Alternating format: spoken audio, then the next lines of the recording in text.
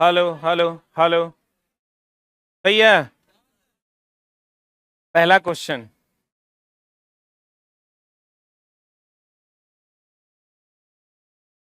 अभी जो है चला हम करवाने जा रहे हैं बिहार एसआई का शिफ्ट 1 और 2 का। आधा क्वेश्चन आज है, आधा क्वेश्चन कल करवा देंगे। ठीक है। कहते हैं सामान्य दृष्टि वयस्क के लिए नेत्र का निकट बिंदु होता है 25 सेंटीमीटर और दूर बिंदु होता है अनंत। दूर बिंदु क्या होता है चला? अनंत। लिख लिया? पहला क्वेश्चन हो गया खत्म। लिखा? फिर है अगला क्वेश्चन, बायोडीजल।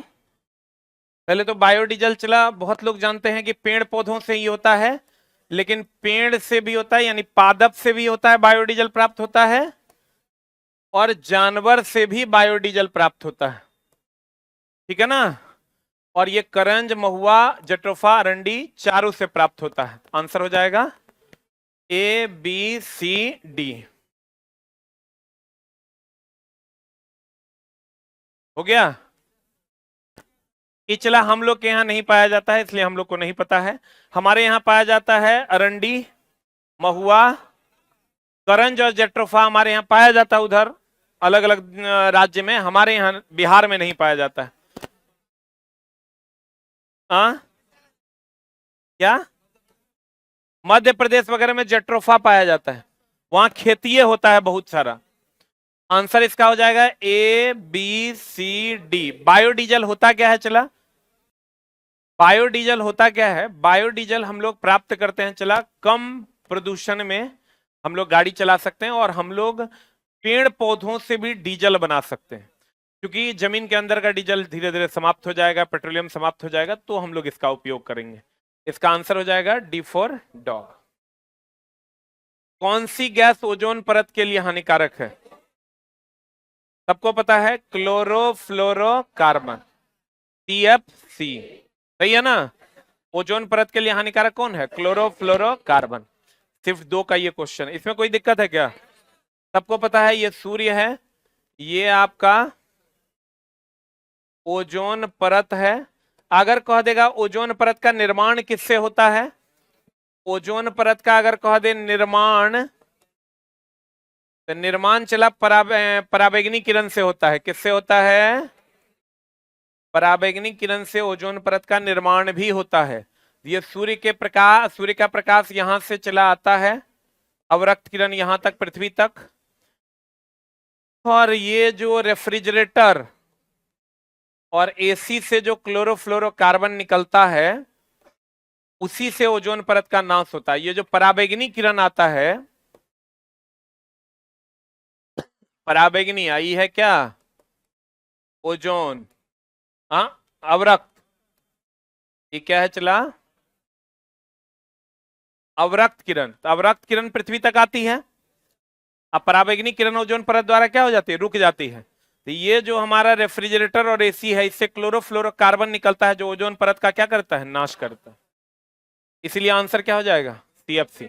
लेकिन ये नाश इसका अभी इसलिए नहीं हो पा रहा है क्योंकि ये जो पराबैंगनी किरण आती है, उससे ओजोन परत का निर्माण होता है। और क्वेश्चन पूछेगा ओजोन परत का क्षय का मतलब क्या होता है, ओजोन परत में छिद्र का मतलब क्या होता है। एनसीईआरटी का क्वेश्चन है। ओजोन परत में छिद्र का मतलब होता है उसका पतला होना, ना कि उसमें छेद होना। ओजोन परत में छिद्र का मतलब होता है ओजोन परत का पतला होना, ना कि उसमें छेद होना। एनसीईआरटी का क्वेश्चन है, पलट के देखिएगा तो पता चलेगा। अगला हम चलें, क्वेश्चन नंबर कितना? 4। दूरी समय ग्राफ का ढाल क्या देता है? दूरी समय ग्राफ हम चला कितना बार आपको बताए हैं कि दूरी बटा समय क्या होता है। क्या हुआ? हेलो? हो गया? हल्ला क्या कर रहा है बच्चा? देखो, करवाओ।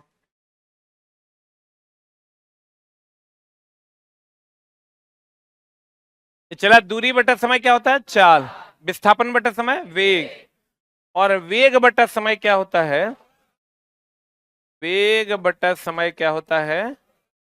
तुरंत। अब हमको ये बताइए कि दूरी और समय का जो ग्राफ है, दूरी और समय का ग्राफ किसका मान देगा? चाल का। चाल इज द राइट आंसर। ठीक है, कितना बार हम बताए भी हैं आपको, दूरी और समय का ग्राफ किसका मान देगा? चाल का मान देगा। आंसर क्या हो जाएगा? चाल। क्लियर है सबका? अगले क्वेश्चन की ओर चलते हैं। तांबे की वस्तुएं अपनी चमक खो देती है। तांबा का वस्तु अपना चमक खो देता है हाइड्रोजन सल्फाइड के कारण। तांबे में तांबा का चमक खोता है हाइड्रोजन सल्फाइड, और चांदी का चमक खोता है सिल्वर सल्फाइड के कारण। इसी का रंग न काला होता है, इसका रंग हो जाता है कैसा? हरा। इसका रंग हो जाता है काला। बोलो हाँ। और यहां पर लेकिन सिल्वर हाइड्रोजन सल्फाइड कहीं दिया है क्या? दिया है क्या? तो कॉपर ऑक्सीजन से अभिक्रिया करके बना देगा क्या? Copper oxide. इसलिए इसका आंसर हो जाएगा कॉपर ऑक्साइड।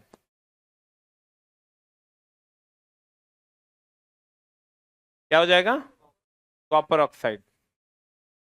नहीं तो इसका सही आंसर क्या होना था? Hydrogen sulphide. अगला क्वेश्चन में चलें। And the next question is,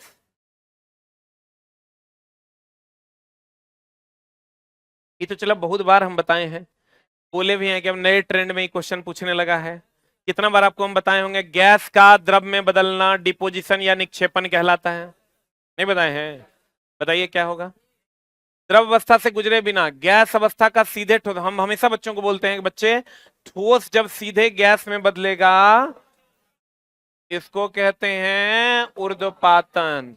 आज जब गैस ठोस में बदलेगा इसको कहते हैं निक्षेपण। निक्षेपण बोलो या डिपोजिशन बोलो? बोलो हाँ। एक और हम हमेशा बच्चों को बोलते हैं, गैस जब द्रव में बदलता है, यही तीन को पूछता है तो बहुत सारा, लेकिन पूछता यही तीन में से है। कितना बार हम लिखे भी होंगे और बताए भी होंगे।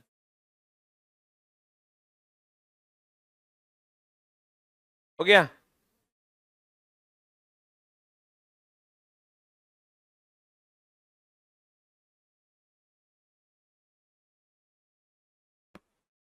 बोलो हाँ। आगे बढ़े। बहुत बार चला ये हम बताए हैं कि बाबू रे अभी पूछता है, लिख लो। किताब सब में नहीं लिखल है, हम अपने बुक में लिख दिए हैं। ये अगर पढ़े होंगे तो आपको बुक में मिलेगा। और चला, चूंकि नए ट्रेंड का कितना ये मामला है तो पुराने किताबों में नहीं मिलेगा, लेकिन नई किताबें जितनी भी है सब में आपको मिलेगा। पढ़े। रुधिर कणिका जो रक्त का थक्का का निर्माण करता है, कितना बार बताए हैं? पढ़ाने के दौरान लिखते लिखते हम तबाह हैं। ये बात की आप सोच रहे थे कि अभी बात नहीं लिखेंगे, बच्चा को आने लगा है। प्लेटलेट ना, प्लेटलेट रक्त का थक्का बनाता है। सही है। अगला क्वेश्चन है, रस संवेदी। रस है चला, तो रस होगा तो स्वाद होगा, घ्राण संबंधी होगा तो क्या होगा? गंध हो जाएगा। घ्राण का मतलब सूंघना, घ्राण संबंधी होगा तो क्या होगा? गंध होगा। और रस, रस बोले तो क्या? स्वाद। हो गया?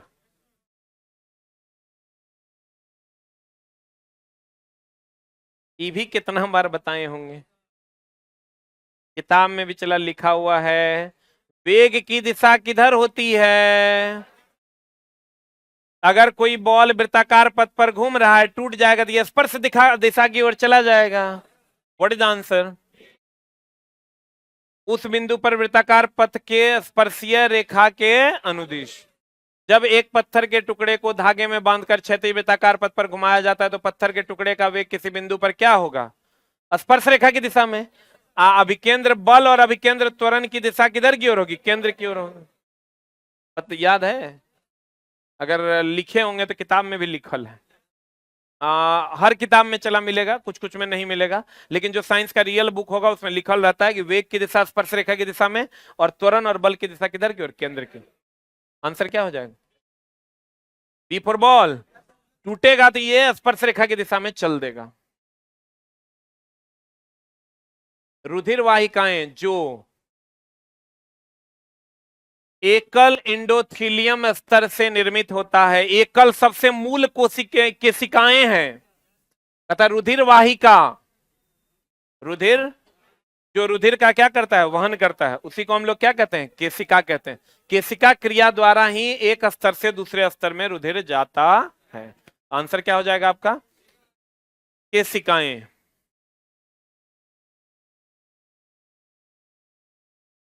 अगला इचला कहता है पॉलीसाइथेमिया, इरिथ्रोसाइट इसका दूसरा नाम है। पॉलीसाइथेमिया जो है चला, इसका दूसरा नाम क्या है, इरिथ्रोसाइट। इसमें होता क्या है चला, कमजोरी हो जाता है, उल्टी टाइप का होगा, पैर हाथ में दर्द रहेगा, तो ये एक प्रकार का समझो थकान ही है। जो इरिथ्रोसाइट, किस प्रकार की कोशिका संख्या अधिकाधिक हो जाती है, इरिथ्रोसाइट अधिक हो जाने के कारण, इरिथ्रोसाइट क्या है, रक्त का भागे ना है, इसके अधिक हो जाने के कारण पॉलीसाइथेमिया हो जाता है, जिसमें क्या क्या होता है, दर्द होगा, और क्या होगा रे, कमजोरी होगा, थकान होगा, खुजली, नहाने के बाद खुजली होगा, नहाने के जस्ट बाद क्या हो जाएगा, खुजलाने लगेगा, यही सब लक्षण है इसका, पॉलीसाइथेमिया का। हो गया।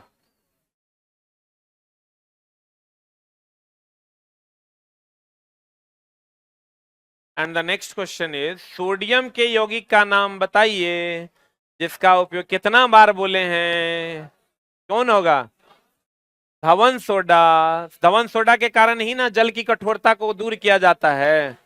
तो कठोरता जल की कितने प्रकार की, जल की कठोरता दो प्रकार की, एक होता है स्थायी कठोरता, एक होता है अस्थायी कठोरता।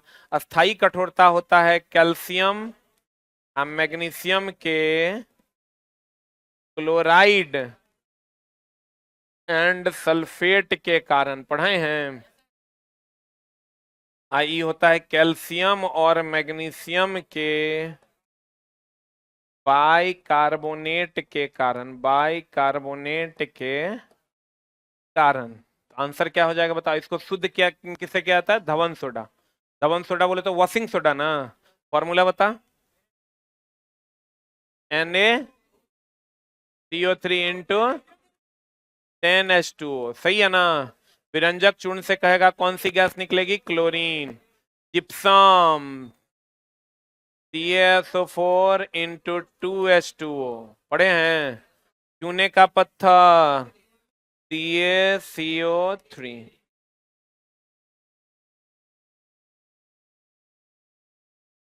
आंसर क्या हो जाएगा, धवन सोडा। वॉशिंग सोडा से जल की कठोरता दूर की जाती है। कठोर जल को मृदु किया जाता है, मृदु मतलब पतला किया जाता है। जल की कठोरता दो प्रकार की, एक अस्थाई और दूसरा अस्थाई।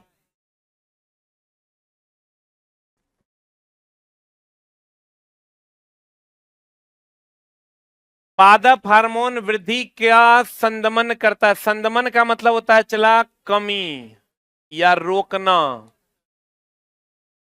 या मंदित करना। ये काम कौन करता है, एस्बेसिसिन। पादप हार्मोन में वृद्धि को संदमित करता है कौन, एस्बेसिसिन। ई तो चला साइटोकाइनिन, कोशिका विभाजन, कोशिका विभाजन। ई दोनों तो वृद्धि हार्मोन न है रे। ये वो है जो ऊपरी भाग को ऑक्सीन करता है, ये जो तुम्हारा जिब्रेलिन है वो लेटरल भाग को जो है में वृद्धि लाता है, मोटाई में। आंसर क्या हो जाएगा, एस्बेसिसिन। हो गया। पेलेग्रा, नियासिन, कौन विटामिन, विटामिन B3, पढ़े हो। थाइमीन, कौन रे, B1। ये हो जाएगा B1। अब B1 हो गया तो कौन, बेरी बेरी, कैल्सीफेरॉल, किसका, vitamin D, vitamin D, calciferol, बोलो ना रे। अब विटामिन डी की कमी से क्या होता है? रिकेट्स। रिकेट्स में इसी के कारण ऑस्टियोपोरोसिस हो जाता है, हड्डी कमजोर हो जाता है। सही है ना?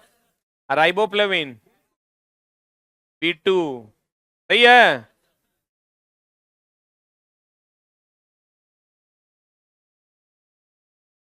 पढ़े?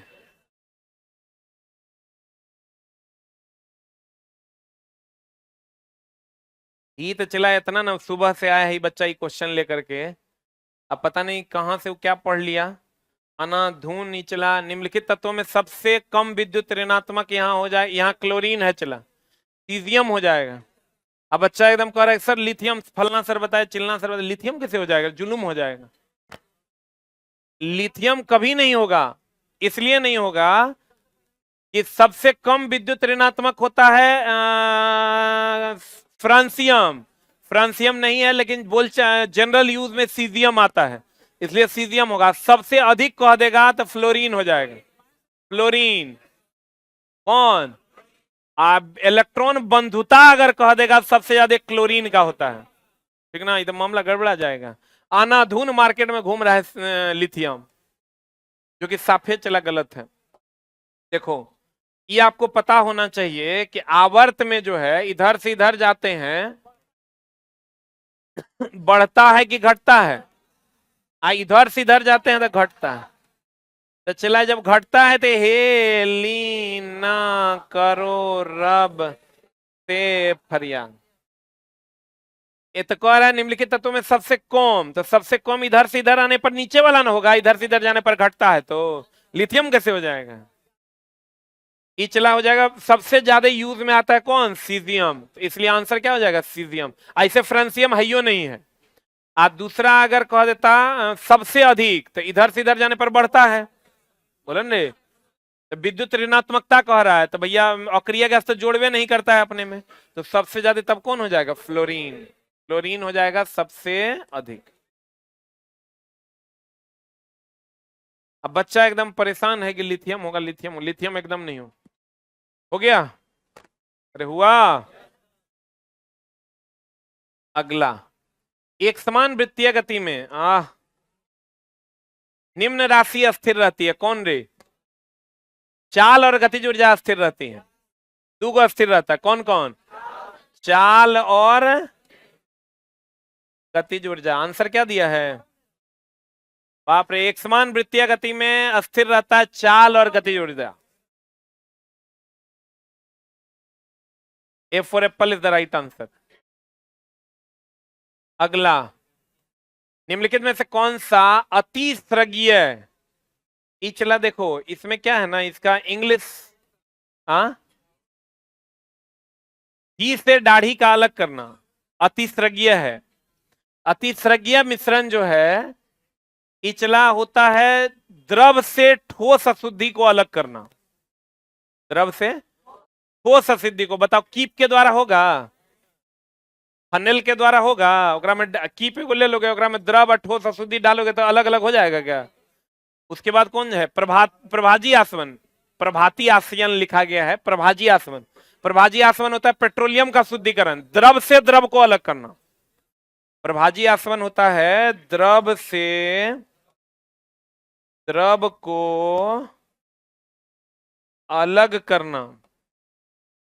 आई कीप जो है चला, वो तो सोखने वाली अशुद्धि अलग करते हैं। अब दो को बच गया, एगो निस्तारण, एगो छानना। क्या होगा आंसर? छानना का ही नहीं होगा।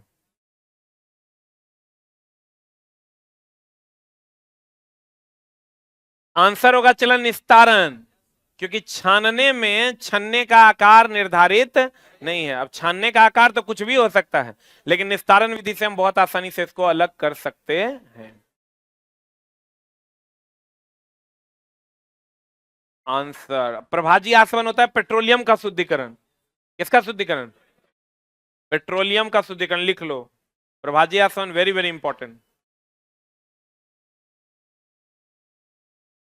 अब चला, अगला क्वेश्चन है, कॉपर के छिलन को H2SO4 से अभिक्रिया करवाते हैं, तो क्या बनेगा, ये बना देगा CuSO4 plus SO2 plus H2O।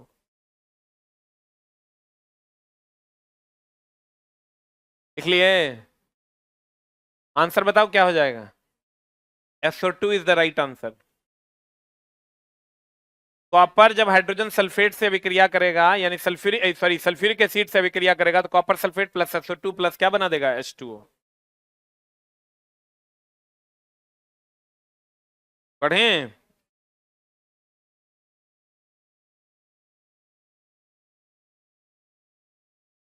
देखो चला, ये क्वेश्चन बड़ा जबरदस्त है, आज से पहले किसी एग्जाम में नहीं आया है, न ही एनसीईआरटी में है। क्वेश्चन हमको लगता है किसी और भर्ती, किसी और बोर्ड के एग्जाम का ही होगा, एनसीईआरटी का नहीं है। हो सकता है बिहार बोर्ड का हो, या हो सकता है कि सीबीएसई का हो, लेकिन क्वेश्चन तो एकदम नया है। ये क्वेश्चन सबसे स्टैंडर्ड क्वेश्चन में से एक है। क्वेश्चन कहता है एक दूरदर्शी, यहां दूरदर्शी होगा चला, में अभिदिशक उत्तल लेंस के स्थान पर परवलय दर्पण का उपयोग क्यों लाभकारी है, सबसे अधिक सही उत्तर चुने। परवलय दर्पण में दोनों आ गया चला, परवलय दर्पण में मेनली अवतल दर्पण आ गया। अवतल दर्पण का उपयोग क्यों लाभकारी, हम लोग जानते हैं कि दूरदर्शी में कौन लेंस लगाते हैं, उत्तल लेंस। सरल सूक्ष्मदर्शी में भी उत्तल लेंस, संयुक्त जितना सूक्ष्मदर्शी या दूरदर्शी है सब में उत्तल लेंस। गैलीलियो के दूरदर्शी में खाली उत्तल अवतल दोनों लगाते हैं, यही ना बात है। ये कह रहा है उसके जगह पर परवलय दर्पण हम लोग यूज करते हैं, तो क्या होगा, तो परवलय दर्पण में उत्तल लेंस की तुलना में रंग संबंधी असामान्यता एवं गोलाकार विचलन नहीं होता है, एवं दर्पण उत्तल लेंस की तुलना में क्या होता है, हल्का होता है। यही इसका आंसर है। परवलय दर्पण में उत्तल लेंस की तुलना में रंग संबंधी असामान्यता एवं गोलाकार विचलन नहीं होता है, क्योंकि दर्पण में चला, ये जो दर्पण है तुम्हारा, इसको प्रकाश पार नहीं करता है, जो विचलन होगा, विचलन तो तब ना होगा जब प्रकाश पार करेगा, तब ना डाइवर्ट होगा। तो इसीलिए विचलन प्रिज्म में होता है। विचलन प्रिज्म में अगर प्रकाश तुम डालोगे तो ये अपने वास्तविक पथ से मुड़ जाता है, तो ये जो कोण होता है यही विचलन कोण कहलाता है। तो जब प्रकाश पार करेगा तब ना विचलन होगा। और दर्पण अगर यूज करेंगे तो प्रकाश पार होगा, अब पार नहीं होगा तो विचलन होगा, बोलो न रे। इसीलिए इसका आंसर हो जाएगा C फॉर कैट। इस साफे अटपटा क्वेश्चन चला पूछा है, किसी किताब में नहीं होगा, ये एकदम साफे कोनो बोर्डे का क्वेश्चन होगा, ये किसी न किसी बोर्ड का ही क्वेश्चन होगा, या कहीं से जानबूझकर एक क्वेश्चन उल्टा पूछ दिया।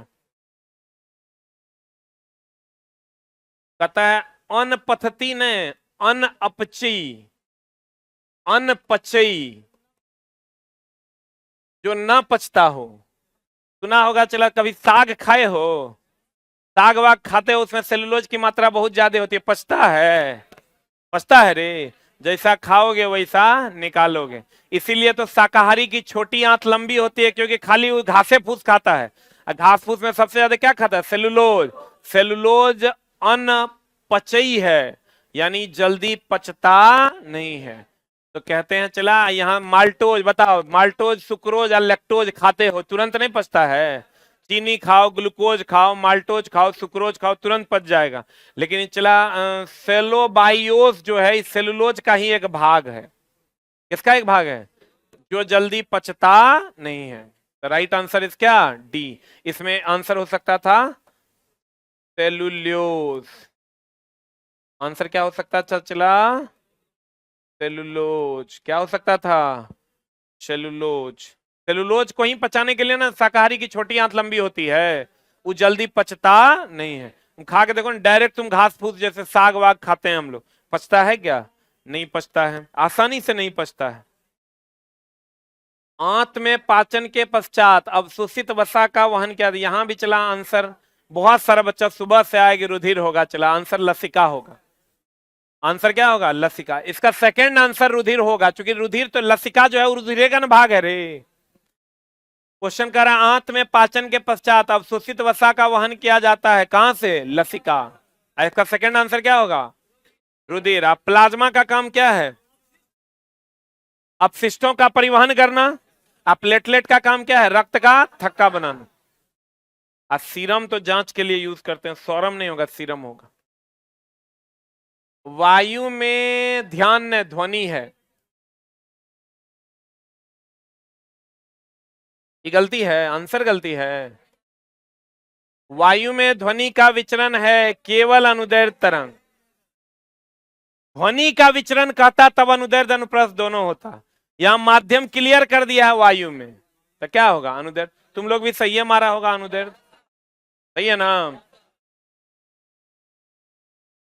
लेकिन कुछ बच्चा सुबह से आ रहा है, कहता है सर अनुप्रस्थ अनुदैर्ध्य दोनों हो जाएगा।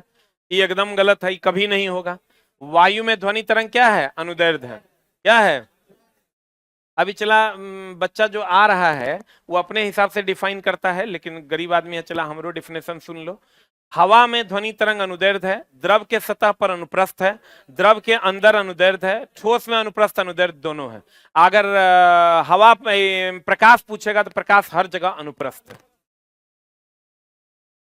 हाँ, सबको पता है, चल नहीं पता है कि लिखा देते हैं। माध्यम नहीं देगा, वायु में दिया है ना, कोई माध्यम नहीं देता, अनुदैर्ध्य अनुप्रस्थ दोनों हो सकता है। इसका चला बहुत झोल है, इतना आसान ही है नहीं जितना आसान तुम ले रहे हो। तो वैसे हम लिखा देते हैं, वायु में अगर कहेगा तो क्या होगा? अनुदैर्ध्य। जल के सतह पर कहेगा तब अनुप्रस्थ। जल के अंदर कहेगा तब अनुदैर्ध्य। और ठोस में कहेगा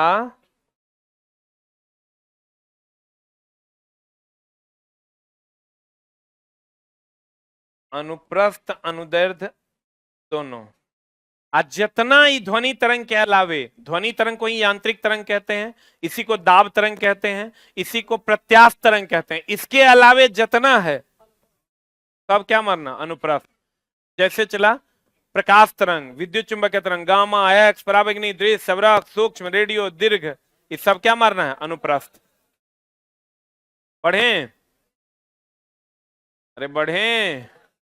यही क्वेश्चन के लिए शायद तुम लोग हल्ला कर रहा था। ई क्वेश्चन भी सुबह से बच्चा लेके आ रहा है, क्या है ई सर? गलत है। ई चला देखो, ई होता है, ये न्यूनतम दूरी को क्या कहते हैं? ई हो गया विस्थापन, ई क्या हो गया? दूरी हो गया। तो चला दूरी बट्टा, दूरी हमेशा क्या होता है?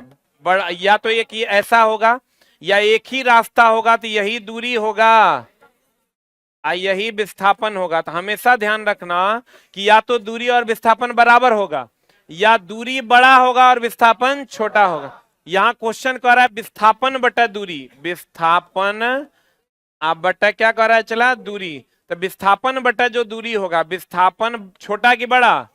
या तो छोटा या तो बराबर। तो अगर छोटा होगा ऊपर वाला तो एक से छोटा, अब बराबर होगा तो एक के बराबर। यही अगर देता चला दूरी बटा विस्थापन,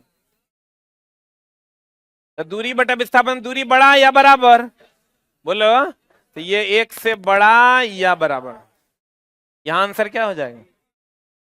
एक से बड़ा, बराबर या कम। इसमें बच्चा कंफ्यूज है।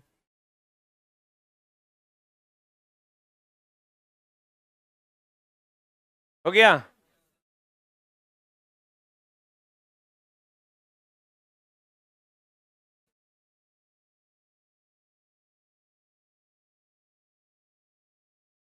ध्वनि का वेग सबसे तेज होगा।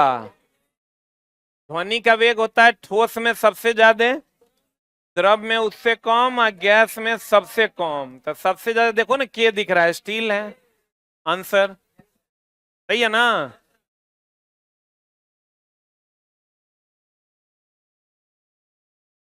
पढ़ें? पता क्या होगा? अभिनेत्र लेंस की वक्रता रूपांतरित की जा सकती है पक्षमाप पेशियां द्वारा। पक्षमाप पेशियां द्वारा हम लेंस की वक्रता को रूपांतरित करते हैं, पढ़ा है? वही आंसर है।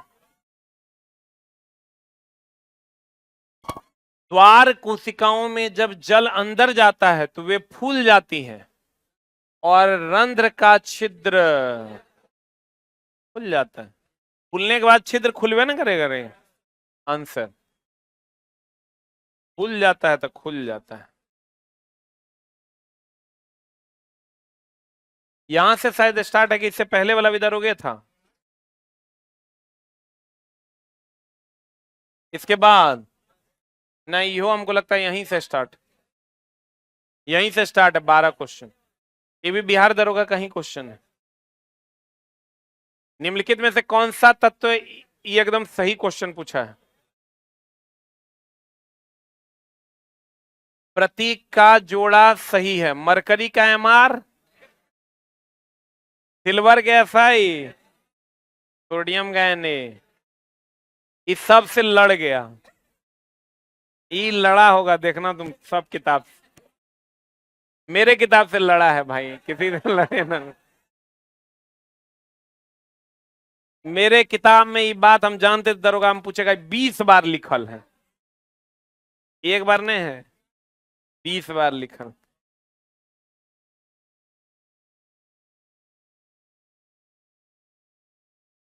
पेज नंबर बताएंगे। ब्रॉन्ज जो है चला, कॉपर और किसका मिश्रण है, ई चला सिर्फ मेरे किताब में है, बाकी किसी किताब में ही बात नहीं है। मारे चोटा, ऐसा कोई किताब नहीं है जरा में ब्रास और ब्रॉन्ज नहीं लिखल है, ठीक ना। तब किताब में रामायण लिखल रहता है रे। चोटा कहीं। कॉपर और टीन, कॉपर कितना परसेंट, 88। साइंस का चला, साइंस ने मिसलेनियस किताब भी पढ़ा होगा ना, तो ब्रास ब्रॉन्ज लिखले रहता है, पीतल नहीं लिखल रहता है, कांसा, सब किताब में लिखल है, यही पूछवे करता। अच्छा अगर तुम पढ़ा होगा तो हमू पढ़ाए होंगे, गरीब आदमी अपनो प्रचार कर लेते हैं, तो तोरा हम 5 गो टिक मरवाते हैं, उसमें एगो यह टिक मरवाते हैं कि बाबू रे ये 5 गो, हमको लगता है लगभग है ये 34-35 गो, जेकरा में हम छांट के अपन किताब में दिए 14 गो, 14 में बच्चा का छांट दिया 5 गो टिक करवा देते हैं।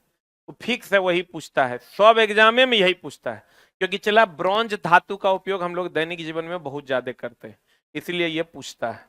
ब्रॉन्ज हो गया, कांसा, पीतल, ये सब पूछता है। ई तो चला सिर्फ मेरे किताब में है। काला जार का प्रोटोजोआ से क्या होता है, काला जार, इन्फ्लुएंजा वायरस से, हैजा जीवाणु से, टाइफाइड जीवाणु से, तो काला जार ही ना होगा। प्रोटोजोआ से क्या होता है, काला जार। मलेरिया, अरे चोट्टा, मलेरिया किससे होता है, प्रोटोजोआ से। पढ़े, ये तो कल ही बताए थे। अनपचई शर्करा कौन है, सेलोबायोस, ये सेलुलोज का एक क्या है, भाग है, कल बताए थे। ये तो चला सिर्फ और सिर्फ मेरे किताब में है। हिटकिरी स्कंदन, देखा है कि नहीं, रक्त का थक्का बनाने में इसी का ना उपयोग करते हैं। अपोहन होता है डायलिसिस,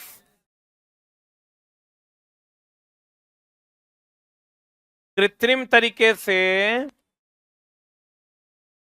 कृत्रिम विधि द्वारा रक्त शुद्धिकरण। अधिशोषण अवशोषण एक प्रकार का अवशोषण प्रक्रिया। अपोहन बोले तो क्या, डायलिसिस।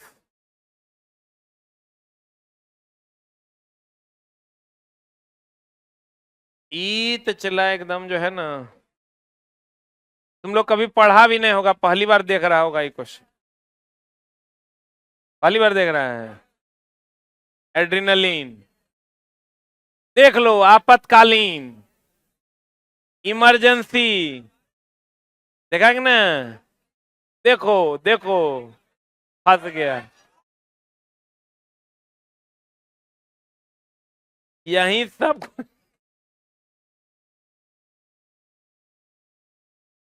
बोलो आंसर।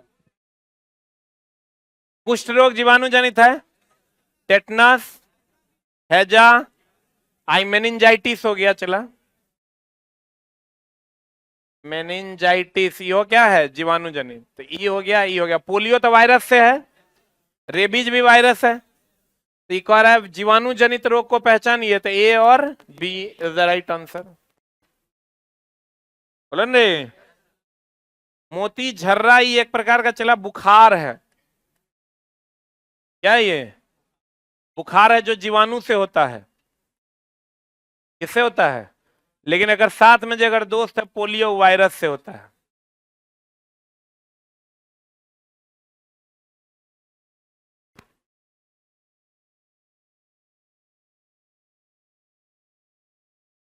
हो गया।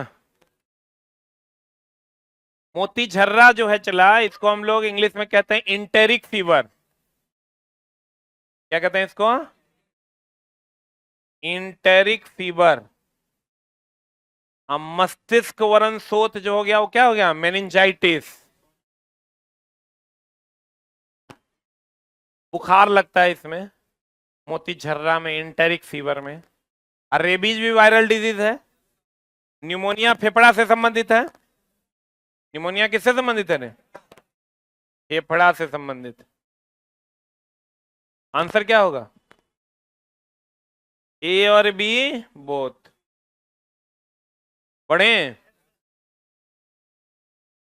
अच्छा जो बच्चा अगर पढ़ा होगा तो बच्चा तो बहुत आसानी से मार देगा, एकरा में पोलियो है ये होगा नहीं, एकरा में रेबीज है ये होगा नहीं। मान लो तेरा पास अधूरो नॉलेज है तो ये दोनों ऑप्शन तो कभी नहीं होना है। अब तुमको ए, खाली ए ऑप्शन में है क्या,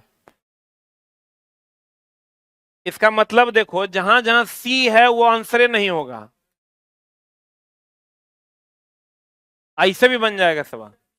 मान लो तुम मोती झर्रा नहीं जानता है, मस्तिष्क वरण शोथ नहीं जानता है, तो ऐसे भी क्वेश्चन बन जाना। पोलियो वायरस तो तू जानवे करता है, रेबीज वायरस भी जानवे करते हैं, बोलो न रे। तो ई दोनों के हिसाब से ई दोनों छट गया, सी और डी जहां जहां ऑप्शन है वो नहीं होगा, अगर मतलब आंसर क्या होगा, ए और बी। फिर कहेगा नॉन ऑफ दीज रहेगा, तब सर तब बनाना पड़ेगा। ई क्वेश्चन चला किसी किताब में नहीं, ई सही बात यही है कि मेरे किताब में भी नहीं है। कल एगो क्वेश्चन था, आज एगो क्वेश्चन, ई क्वेश्चन एनसीईआरटी में भी नहीं है कहीं। एनसीईआरटी पूरा एग्जाम्पलर 6 to 10, 11, 12 कहीं पर भी ये क्वेश्चन उपलब्ध नहीं है। तो ये सीबीएसई बोर्ड वगैरह में कहीं से होगा, लेकिन क्वेश्चन तो है। बहुत एकाध वो क्वेश्चन चला वो ऐसा दे देगा जे केकरो से बनेगा नहीं, तो वही क्वेश्चन है। बहुत ठंडे मौसम में ई के कोई फंसा देता तो हम मरद बुझ जाते, चाहे हम ही फंसा देते, हमरो से फंसने वाला नहीं। ई एकरा फंसने का मतलब है कि जो किताब 600 पेज का है वो किताब 1000 पेज का होगा, 1500 पेज का होगा, तब तो क्वेश्चन फंसेगा। तो चला एक क्वेश्चन के लिए 700 पेज और पढ़ना, ये कहीं से भी बुद्धिमानी नहीं है। तब तुमको पूरा का पूरा इनऑर्गेनिक केमिस्ट्री का रिएक्शंस पढ़ना होगा, जिसकी कोई आवश्यकता नहीं है। बहुत ठंडे मौसम में एसन, एसन बोले तो टीन, निम्न में से किस कारण से पाउडर में बदल जाता है। इसका आंसर हो जाएगा चला सफेद एसन के स्लेटी एसन में बदलने के कारण, जो कि अक्रिस्टलीय होता है। देखो क्रिस्टलीय का मतलब होता है ठोस, और क्रिस्टलीय का मतलब होता है पाउडर। लिख लो क्रिस्टलीय बोले तो ठोस जिसकी निश्चित संरचना हो, अक्रिस्टलीय बोले तो पाउडर। पाउडर का निश्चित संरचना होता है क्या, आंसर इसका हो जाएगा डी फॉर डॉग।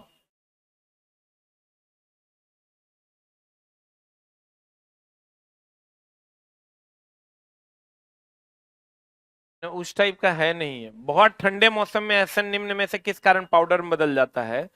तो चला एसन जो है बहुत ठंडा जब हो जाता है, बहुत लो टेम्परेचर पे चला जाता है, तो वो धीरे धीरे धीरे धीरे पाउडर के रूप में, टीन जो है टीना पे से हाथ मारोगे ना तो पाउडर हाथ में आने लगेगा।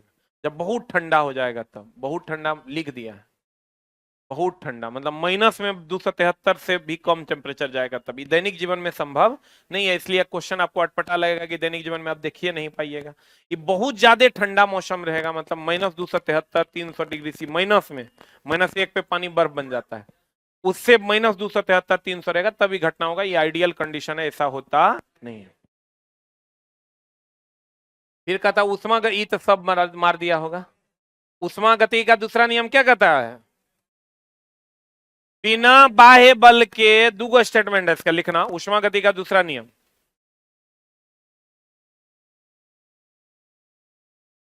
बाह्य बल की अनुपस्थिति में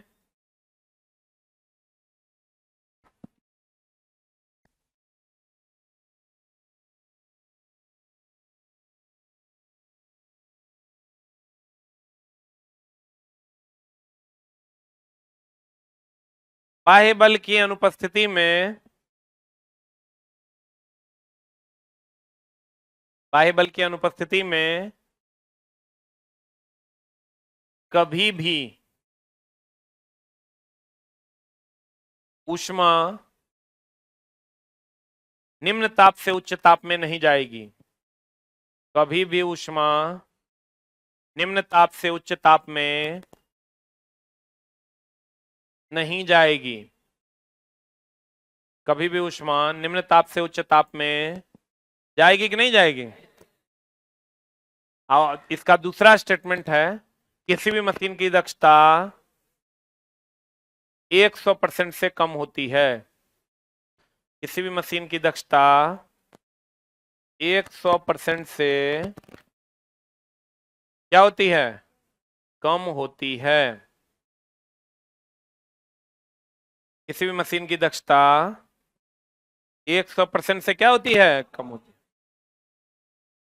तो देख लो, एक डायरेक्ट स्टेटमेंट लिखल है, अरे किसी भी ऊष्मा इंजन की दक्षता 100% नहीं हो सकती। आंसर क्या हो जाएगा? B for ball. माने ई तो एकदम जो है सिर्फ मेरे किताब में है। चला देखो, हम जब भी पढ़ाते हैं तो बच्चा को बताते हैं कि 20 से 20,000 हर्ज तो होबे करेगा, कभी कभी किलो हर्ज भी दे देता है। देखो जे हम पढ़ाते हैं वही वही आया है। अच्छा, ये कितना बार बताए होंगे हम कि बाबू रे 20 से 20,000 हर्ज देता है, लेकिन कभी कभी 20,000 नहीं देता है, 3 को जीरो को हटा के वो किलो दे देता है। बोलन रे, किसी वस्तु में बल और त्वरण के बीच संबंध, कैवा नियम? F बराबर एम ए, यही ना बल और त्वरण के बीच का संबंध है, द्रव्यमान होता। ये कैवा नियम है? देखना मेरा किताब पलट के मिल जाएगा। नहीं है? हाँ, थैंक यू वेरी मच।